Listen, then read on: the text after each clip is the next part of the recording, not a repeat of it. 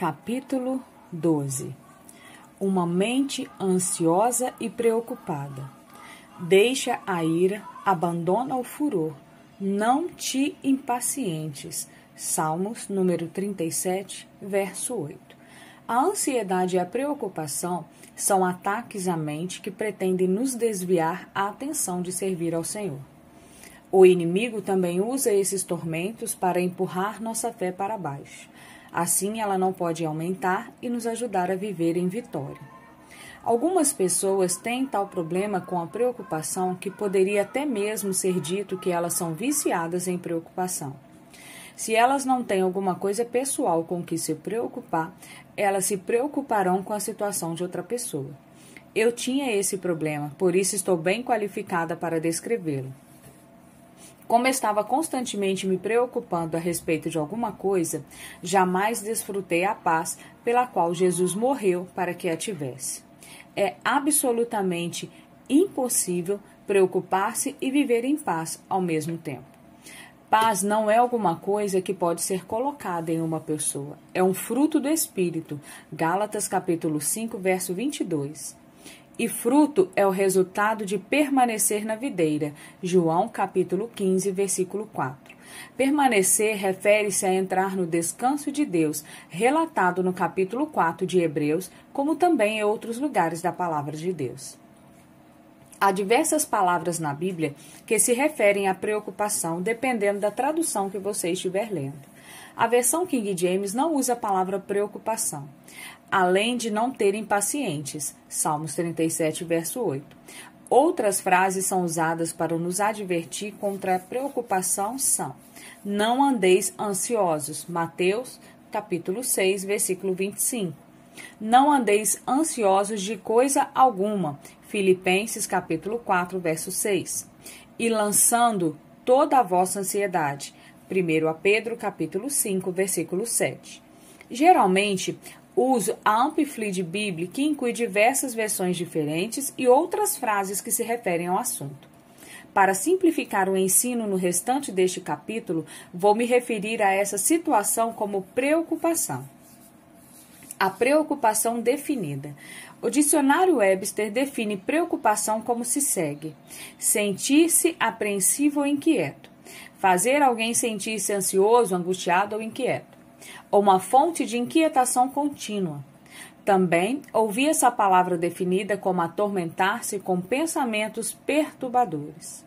Quando vi a parte sobre atormentando-se com pensamentos perturbadores, decidi imediatamente que sou mais esperta do que isso.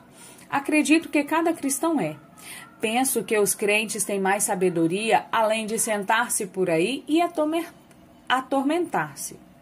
A preocupação certamente jamais torna qualquer coisa melhor. Então, por que não desistir dela? Outra parte da definição também me esclareceu: agarrar pela garganta com os dentes e sacudir ou lacerar, como um animal faz a um outro, ou fustigar por meio de repetidas mordidas ou dentadas. Refletindo nessa definição, fiz a seguinte correlação. O diabo usa a preocupação para fazer conosco precisamente o que está descrito acima. Quando temos uma luta com a preocupação, mesmo por poucas horas, é exatamente assim que nos sentimos, como se alguém nos tivesse apanhado pela garganta e nos sacudido até ficarmos completamente exaustos e dilacerados. A repetição de pensamentos que vêm e não nos deixam é como as repetidas mordidas e dentadas descritas na definição. A preocupação é definitivamente um ataque de Satanás à mente. Há certas coisas que o crente é instruído a fazer com sua mente e que o inimigo quer se assegurar de que elas jamais sejam feitas.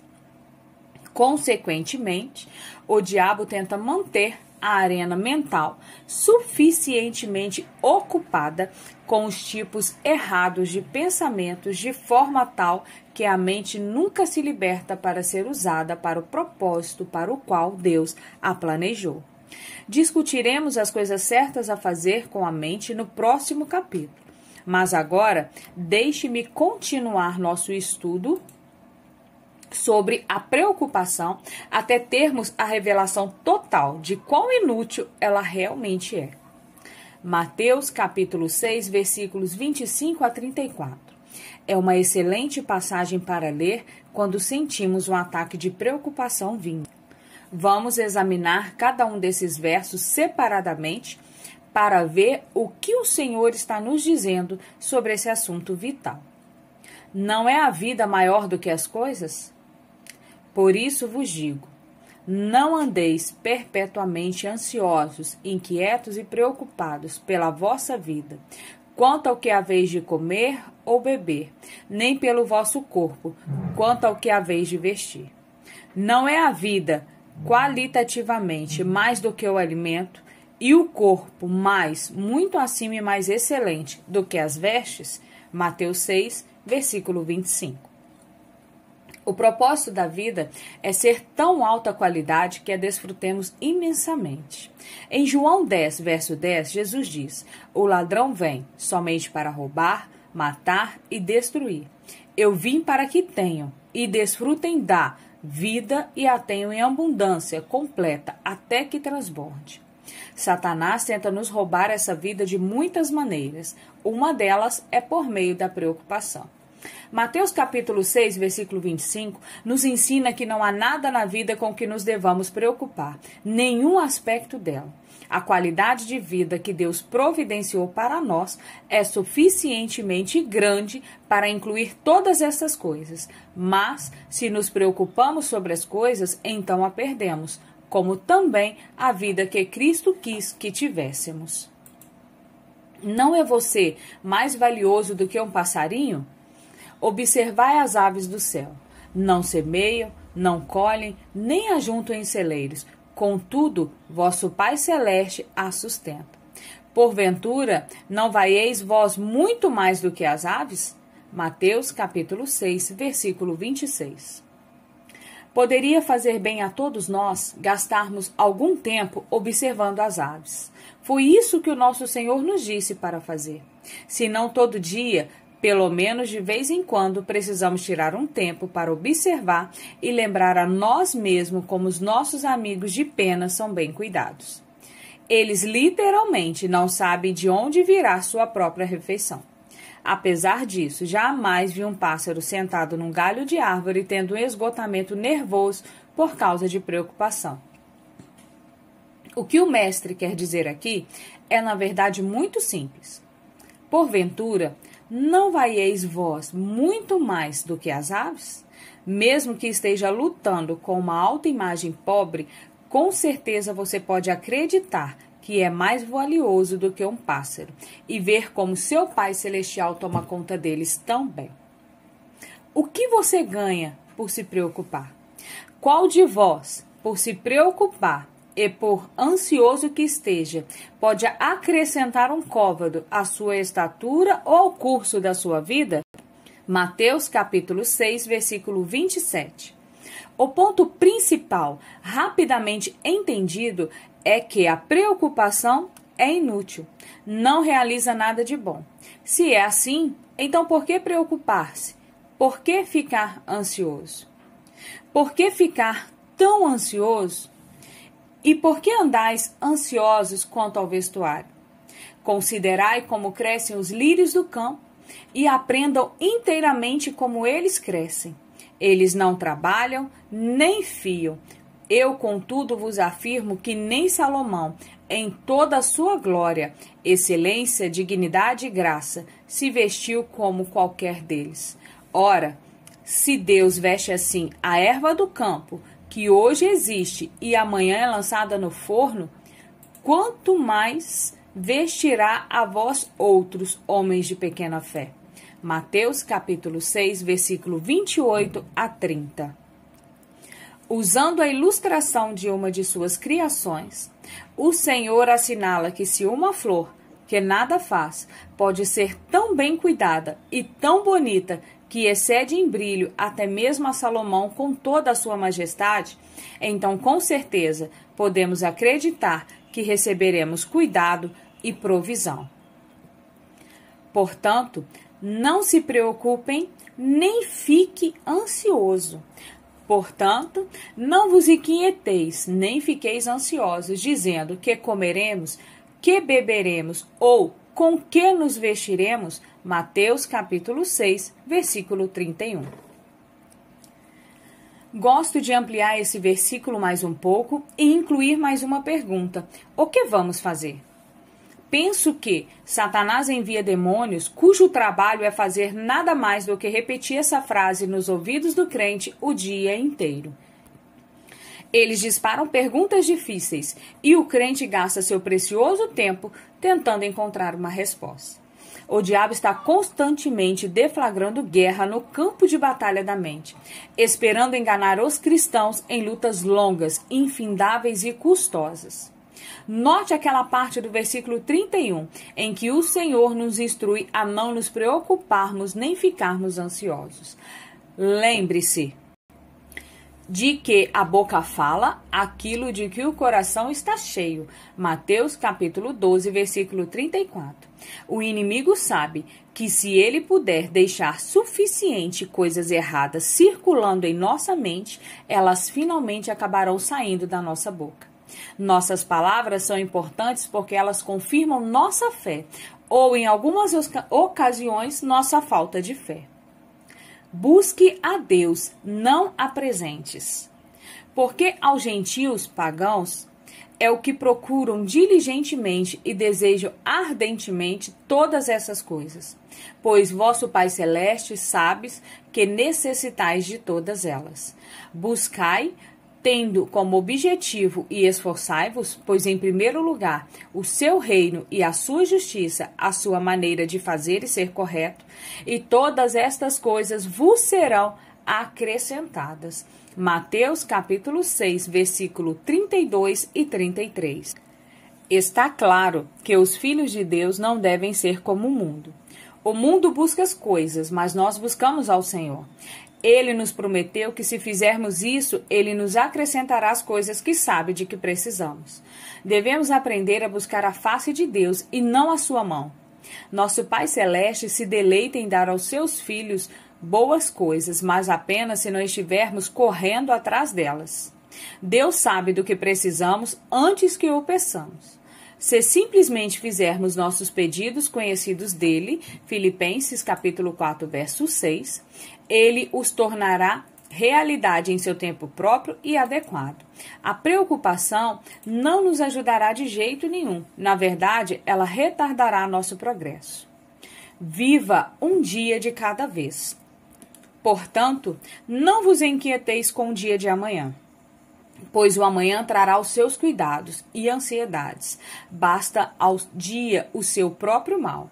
Mateus capítulo 6, versículo 34. Gosto de descrever a preocupação ou a ansiedade como gastar o dia de hoje tentando saber como será o de amanhã.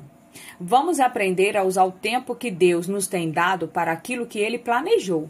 A vida é para ser vivida aqui e agora. Infelizmente, muito poucas pessoas sabem como viver cada dia em sua plenitude. Mas você pode ser um desses. Jesus disse que Satanás, o inimigo da nossa alma, vem para roubar a sua vida. João capítulo 10, verso 10. Não permita que ele faça isso nunca mais. Não gaste o dia de hoje preocupando-se sobre o amanhã. Você tem coisas suficientes acontecendo hoje. Isso precisa de toda a sua atenção. A graça de Deus está sobre você, para que você lide com qualquer necessidade sua hoje. Mas a graça de amanhã não virá antes que o amanhã chegue. Então, não desperdice o dia de hoje. Não ande ansioso nem se inquiete. Não andeis inquietos nem ansiosos de coisa alguma. Em tudo, porém, sejam conhecidas diante de Deus as vossas petições, pela oração e pela súplica, pedidos específicos. Com ações de graça, continuai a fazer seus desejos serem conhecidos de Deus. Filipenses capítulo 4, versículo 6. Esse é outro bom versículo para se ter em mente quando vier um ataque de preocupação. Recomendo enfaticamente falar a palavra de Deus com a boca. É uma espada de 2 gumes que precisa ser brandida contra o inimigo. Hebreus capítulo 4, versículo 12 e Efésios 6, 17. Uma espada na sua bainha não fará bem algum durante um ataque. Deus nos deu sua palavra, use-a. Aprenda versículos como esses e quando o inimigo a atacar, contra-ataque-o com a mesma arma que Jesus usou, a palavra. Lance fora a racionalização, refutando argumentos e teorias e racionalizações e toda altivez e superioridade que se levante contra o verdadeiro conhecimento de Deus, e levando cativo todo pensamento à obediência de Cristo, o Messias ou ungido, 2 Coríntios capítulo 10, versículo 5. Quando os pensamentos que lhe estão sendo oferecidos não concordam com a palavra de Deus, a melhor maneira para calar a boca do diabo é repetir a palavra. A palavra saindo da boca de um crente com fé para respaldá-la é a mais efetiva arma que pode ser usada para ganhar a guerra contra a preocupação e a ansiedade. Lance seus cuidados sobre Deus. Humilhai-vos, rebaixai-vos, descei em vossa própria humilhação. Portanto, sobre a poderosa mão de Deus, para que ele, em tempo oportuno, vos exalte. Lançando sobre ele toda a vossa ansiedade, todos os vossos cuidados, todas as vossas preocupações, todos os vossos interesses, porque ele tem cuidado de vós, com afeição, e toma conta de vós vigilantemente. 1 Pedro, capítulo 5, versículos 6 e 7. Quando o inimigo tenta nos dar um problema, temos o privilégio de poder lançá-lo sobre Deus. A palavra lançar, na verdade, significa jogar ou arremessar. Podemos jogar ou arremessar nossos problemas para Deus, e creia-me que Ele pode pegá-los. Ele sabe o que fazer com eles.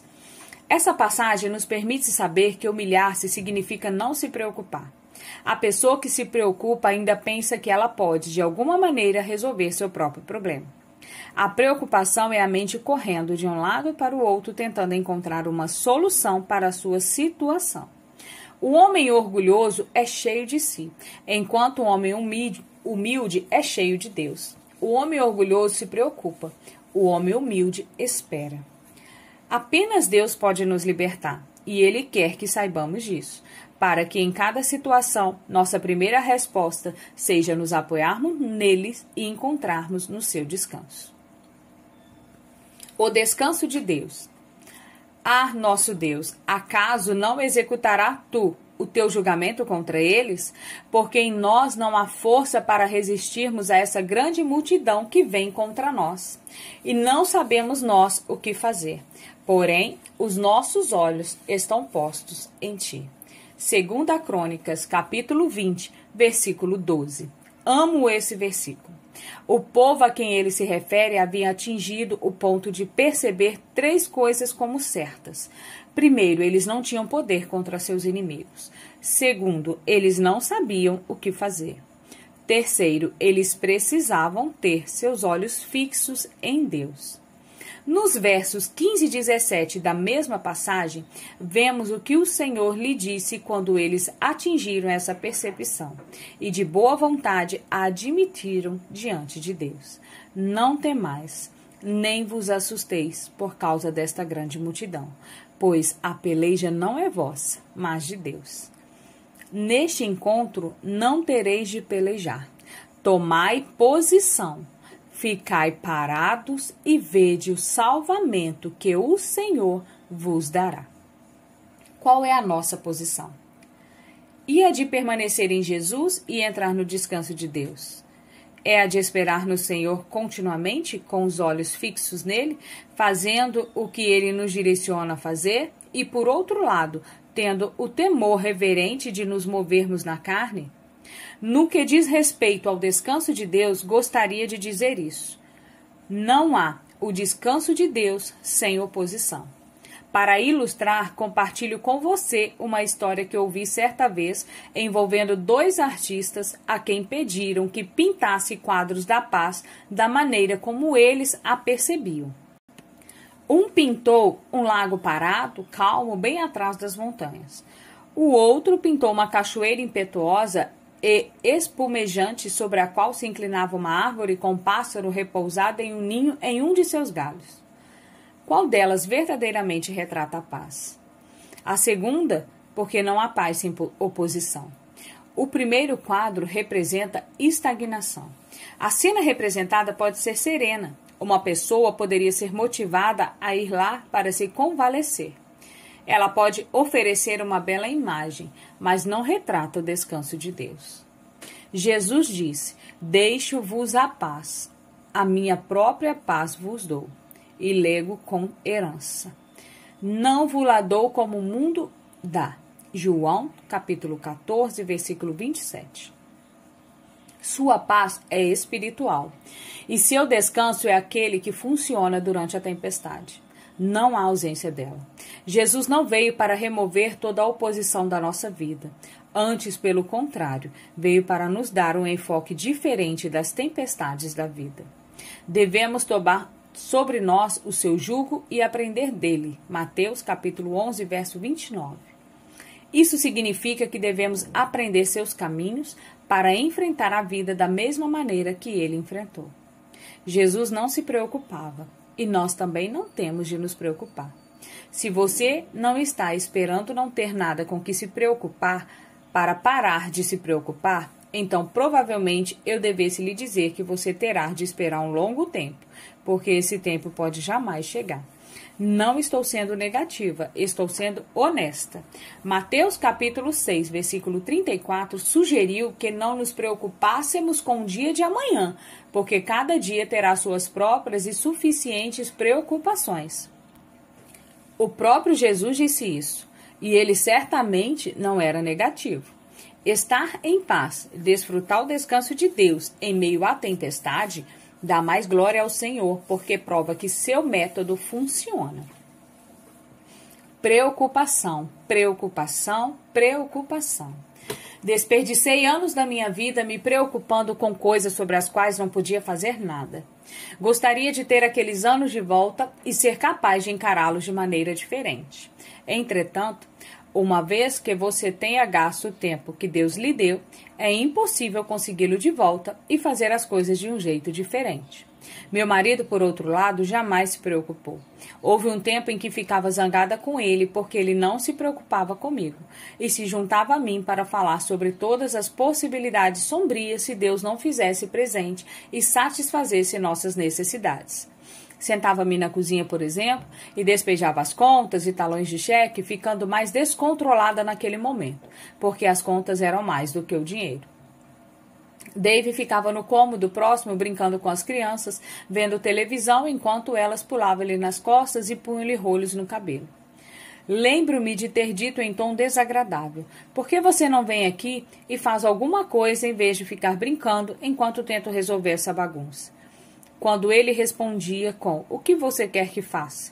Jamais podia pensar em outra coisa. Deixava-me irritada o fato de que ele ousasse se divertir enquanto eu estava enfrentando uma situação financeira tão desesperadora.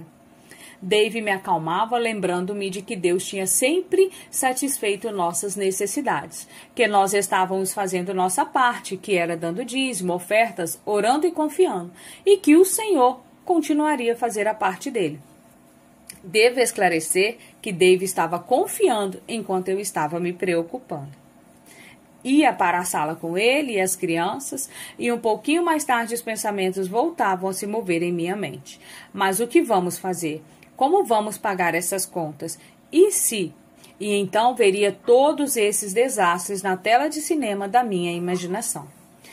Execução de hipoteca, apreensão do carro, embaraço na frente de parentes e amigos se tivéssemos de pedir ajuda financeira e assim por diante. Você já assistiu a esse filme? Ou teve todos esses tipos de pensamentos se revolvendo em sua mente constantemente? Claro que sim. Do contrário, você provavelmente não estaria lendo este livro. Depois de acolher os pensamentos que o diabo estava me oferecendo por uns instantes, voltava para a cozinha. Pegava todas as contas, a calculadora e o talão de cheques e começava toda a confusão outra vez. Quanto mais fazia, mais irritada ficava.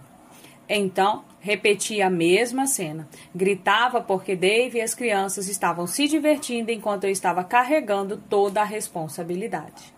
Na verdade, o que estava experimentando não era responsabilidade, era cuidado. Algo que Deus havia me dito especificamente para lançar sobre ele. Olho para trás e vejo que desperdicei todas aquelas noites que Deus me deu nos primeiros anos do meu casamento. O tempo que Ele nos dá é um precioso presente, mas eu o dei ao diabo. Seu tempo é o seu mesmo. Use-o com sabedoria. Você não passará por esse caminho outra vez. Deus satisfez todas as nossas necessidades e Ele o fez de diferentes maneiras. Ele jamais nos desaponta. Uma única vez sequer. Deus é fiel. Não se preocupe, confie em Deus. Seja a vossa vida, seu caráter ou disposição moral, sem avareza, sem amor ao dinheiro, incluindo ganância, avidez, luxúria e desejo ardente de posses terrenas. Contentai-vos com as coisas que tendes, circunstâncias e posses, porque Ele, o próprio Deus, tem dito: de maneira alguma te deixarei, nem te falharei, nem te deixarei sem suporte. Nunca, jamais, nunca, nunca, nunca, em qualquer nível te deixarei sem ajuda. Te abandonarei, nem desapontarei, nem relaxarei a minha mão de sobre ti. Com toda a certeza não. Hebreus, capítulo 13, versículo 5. Essa é uma excelente passagem a ser usada para encorajar a você, mesmo quando tiver preocupação sobre se Deus se fará presente ou não e se satisfará suas necessidades. Nessa passagem, o Senhor está nos avisando que não precisamos ter nossa mente no dinheiro, imaginando como tomaremos conta de nós, porque Ele tomará conta dessas coisas por nós. Ele prometeu nunca falhar e nunca nos abandonar. Faça a sua parte, mas não tente fazer a parte de Deus. A carga é muito pesada para carregar. Se você não for cuidadoso, você se quebrará sobre o peso dela. Não se preocupe. Confia, inclina-te sobre, acredita, tem confiança no Senhor e faz o bem. Então, habita na terra e alimenta da verdade, e serás verdadeiramente aumentado. Salmos capítulo 37, versículo 30.